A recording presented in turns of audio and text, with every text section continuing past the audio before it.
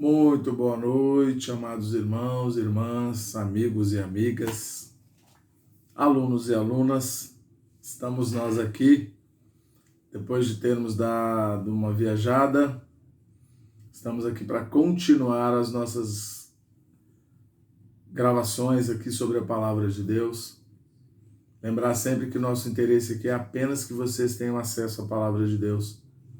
Apenas que a gente saiba um pouco mais sobre o que Deus diz a nós, principalmente nesses tempos aí de isolamento social, né? A gente sabe bem, é um tempo de muita angústia, de muita ansiedade. E o livro que nós estamos falando dele é Daniel, o Destino do Governo Humano.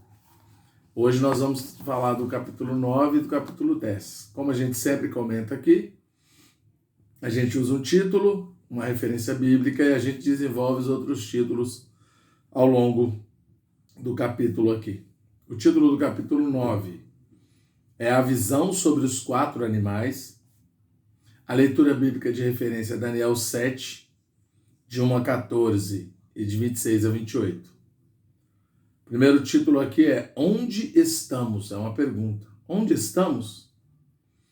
E quanto a nós, será que temos vencido os 6 itens anteriores? Se a resposta é sim, então essas visões nos serão de grande ajuda, mostrando-nos os acontecimentos que introduzirão o reino eterno de Deus. Mas, se é não, ainda não chegamos ao padrão divino. Devemos então voltar, avaliar a nossa situação e arrepender-nos. Ninguém gosta que os seus erros sejam apontados. Mas nós que temos a vida de Deus, devemos ser diferentes. Quando os outros apontam nossos erros, levamos a questão diante do Senhor para sermos iluminados. As pessoas que nunca admitem seus erros são aquelas que estão na carne, e nelas Satanás encontra muitas oportunidades. Por isso, irmãos, não digamos somente que precisamos do poder celestial para pregar o Evangelho. Na verdade, precisamos de mais poder para nos arrepender. Os últimos tempos profetizados no livro de Daniel estão se aproximando. Não temos mais muito tempo. Ninguém se torna espiritual da noite para o dia. Recebemos a vida divina no momento em que invocamos o nome do Senhor. Mas crescimento de vida não se obtém em 6 meses ou em 1 ano. Precisamos aproveitar bem todo o tempo que nos resta. Os 4 animais saídos do mar Mediterrâneo. Passaremos agora às visões do capítulo 7. Nele não temos muito a falar com respeito à vida, mas vemos os eventos que já ocorreram e os que estão por acontecer. Também veremos que essas visões nos são advertências. No versículo 1 diz: No primeiro ano de Belsazar, rei de Babilônia, teve Daniel um sonho e visões ante seus olhos. Quando estava no seu leito, escreveu logo o sonho e relatou a suma de todas as coisas. Daniel relatou somente o resumo do que viu, os itens principais, não entrou em pormenores. O versículo 2 diz: Falou Daniel e disse: Eu estava olhando durante a minha visão de noite, e eis que os 4 ventos do céu agitavam um grande mar. O grande mar é o mar Mediterrâneo, ao redor do qual estava concentrado o mundo inteiro daquela época. As nações a que se refere a grande imagem humana do capítulo 2 estavam todas localizadas ao redor desse mar. 4 animais, grandes diferentes uns dos outros, subiam do mar. Versículo 3. Esses 4 animais representam 4 reinos e correspondem diretamente às 4 partes da grande imagem humana no capítulo 2. Por um lado são reinos, mas por outro, vistos por um ângulo diferente, são animais. Todos os reinos aparentemente são países, mas se olharmos cuidadosamente, aparentam ser animais selvagens. Analisaremos cada um desses animais. O primeiro animal, leão com asas de águia. O primeiro animal que Daniel viu foi um leão com asas de águia. Versículo 4a. Esse era exatamente o símbolo usado no escudo de armas do Império Babilônico. Portanto, esse animal se refere à Babilônia e ao seu fundador e rei, Nabucodonosor, que corresponde à cabeça de ouro da grande imagem do capítulo 2. Enquanto eu olhava, foram-lhe arrancadas as asas. Versículo 4, parte B. As asas são para agilidade na locomoção. No começo, o Império da Babilônia podia locomover-se para todos os lados, com as asas, conquistando a Síria, o Egito e a Palestina. Mas no final, foram-lhe arrancadas as asas, perdendo, portanto, a sua mobilidade. Isso ocorreu a Nabucodonosor no capítulo 4, quando foi julgado por Deus por causa do seu orgulho e tornou-se semelhante a animal do campo. Foi levantado da terra e posto em 2 pés como homem. Ele foi dado a mente de homem. Versículo 4, parte C. Isso se refere a quando se cumpriu o tempo de sua punição, e ele se humilhou e reconheceu o domínio do Deus Altíssimo, e foi-lhe restaurado novamente o reino. O segundo animal, um urso. Continuei olhando, e eis aqui o segundo animal, semelhante a um urso, o qual se levantou sobre um dos seus lados. Na boca, entre os dentes, trazia 3 costelas. E lhe diziam: levanta-te e devora muita carne. Versículo 5. O urso é um animal cruel, que mata e despedaça. Ele representa o império da Média Pérsia, que corresponde ao peito e aos braços de prata da grande imagem humana, do capítulo 2. As 3 costelas que o urso trazia na boca entre os dentes representam 3 reinos: Assíria, Babilônia e Egito. Quando Nabucodonosor e seu pai conquistaram a Síria, contaram com a ajuda dos medos. Portanto, podemos considerar que a Assíria também foi conquistada pela Média. Se olharmos sob o ângulo da economia de Deus, podemos ver que esses foram exatamente os países que se opuseram ao povo de Israel. Os israelitas foram levados cativos primeiramente pelo Egito, depois o reino de Israel, formado pelas 10 tribos, foi capturado pela Assíria, e por fim, o reino de Judá foi levado pela Babilônia. Agora, tanto a Síria, a Babilônia e o Egito estavam sob o domínio do Império Medo-Persa, que devorou muita carne, causando muita morte e destruição para conquistá-los. Terceiro animal, um leopardo. Depois disto, continuei olhando, e eis aqui outro, semelhante a um leopardo, e tinha nas costas 4 asas de ave. Tinha também este animal 4 cabeças, e foi-lhe dado domínio. Versículo 6. O terceiro animal era semelhante a um leopardo, animal feroz e cruel, muito veloz e ágil. Representa o Império Grego de Alexandre o Grande e corresponde ao ventre e aos quadris de bronze da grande imagem humana, do capítulo 2. Alexandre se movia velozmente como um leopardo, conquistando em apenas 3 anos a Ásia Menor, a Mesopotâmia, a Média Pérsia, o Egito e a Índia.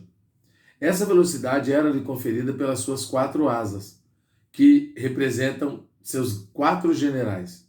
Aos 20 anos já era um grande general. Alexandre, aos 20 anos, já era um grande general. Morreu quando estava no auge da sua glória, aos 33 anos.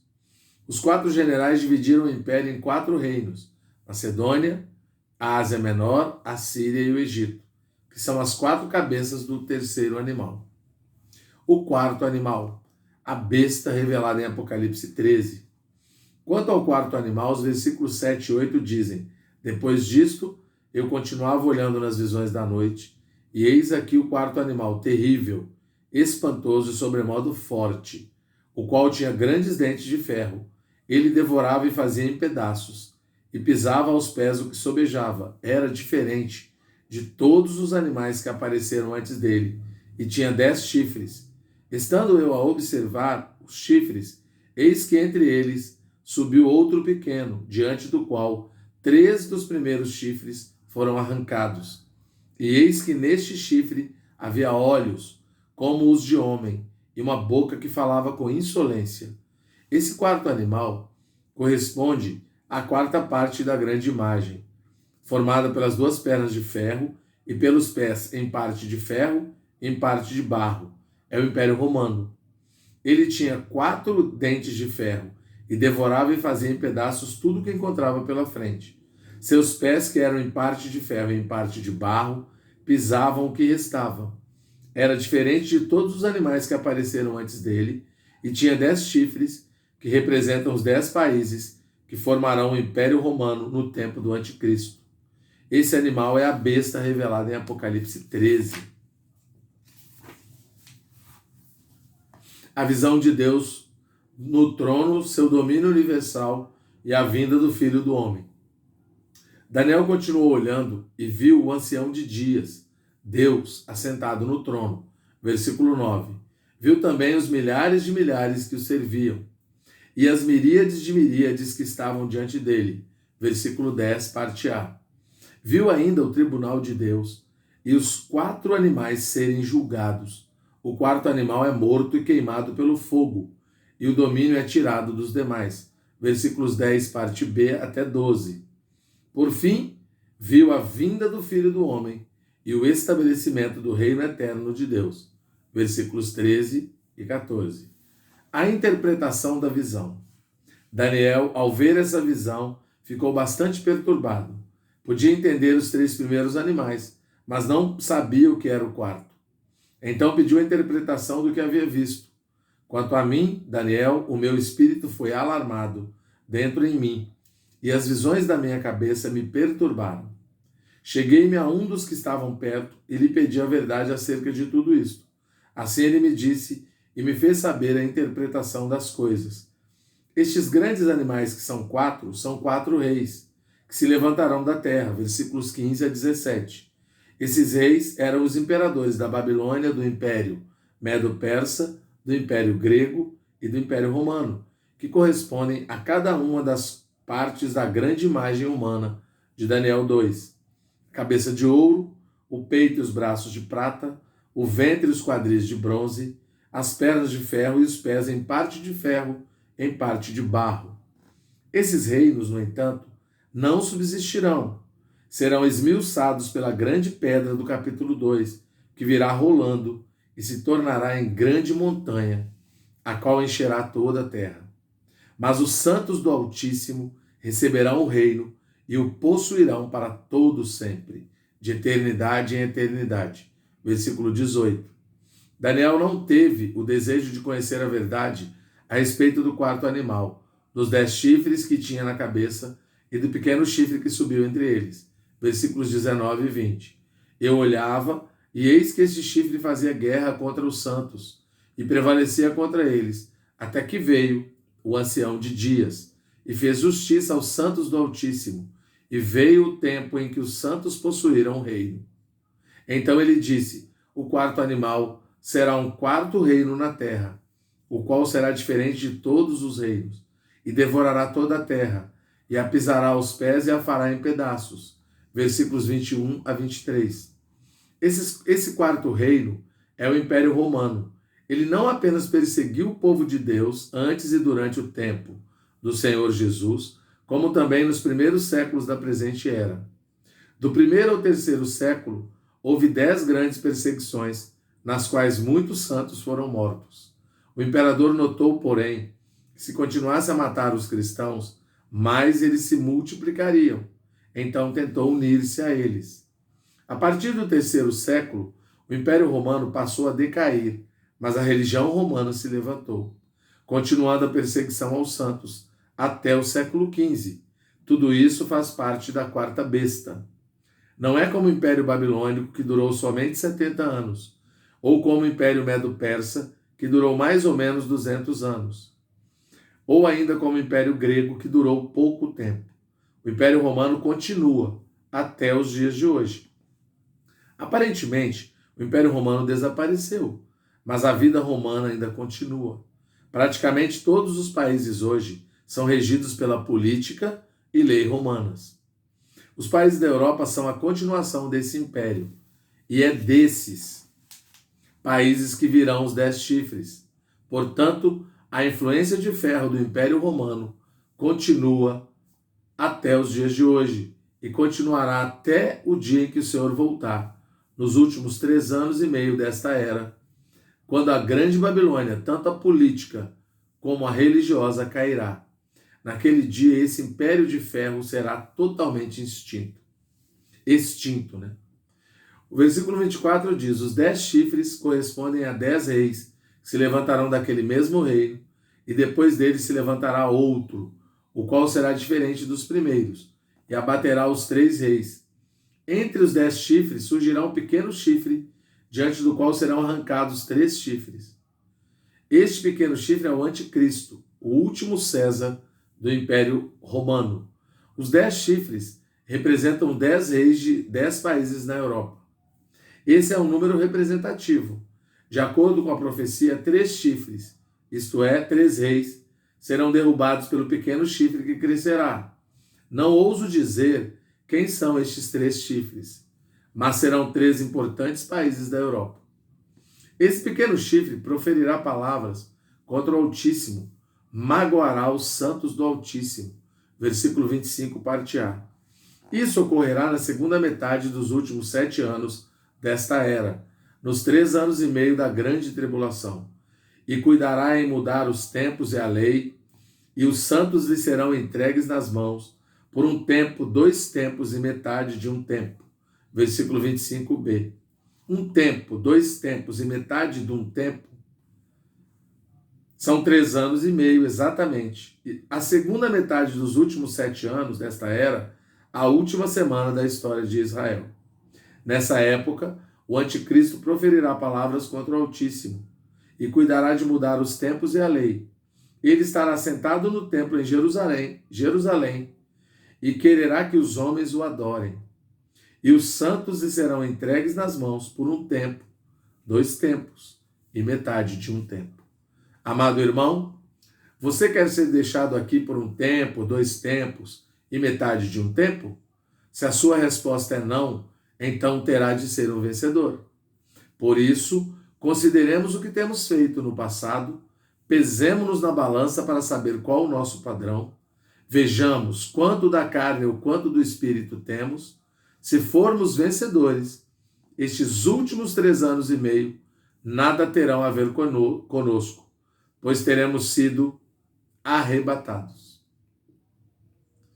O versículo 26 diz: mas depois se assentará o tribunal para lhe tirar o domínio, para o destruir e o consumir até o fim. Isso ocorrerá depois dos 3 anos e meio. O Senhor Jesus virá para julgar esta 4ª besta. O domínio lhe será tirado e ela será destruída e consumida até o fim. O versículo 27 conclui: o reino e o domínio e a majestade dos reinos debaixo de todo o céu serão dados ao povo dos santos do Altíssimo. O seu reino será reino eterno, e todos os domínios o servirão e lhe obedecerão. Sobre isso lemos em Apocalipse 20, versículo 4.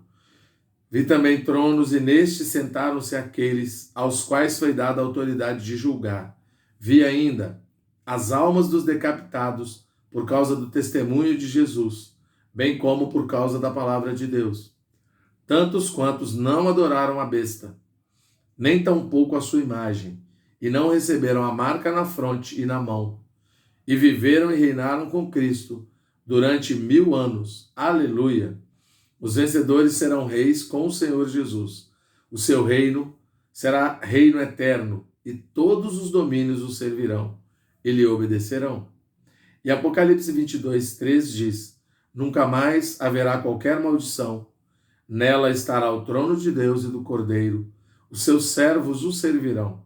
Esse é o nosso destino: ser vencedores e reinar com o Senhor Jesus. E na Nova Jerusalém, no novo céu e na nova terra, servir o nosso Senhor por toda a eternidade. Louvado seja o Senhor. Deus abençoe a todos.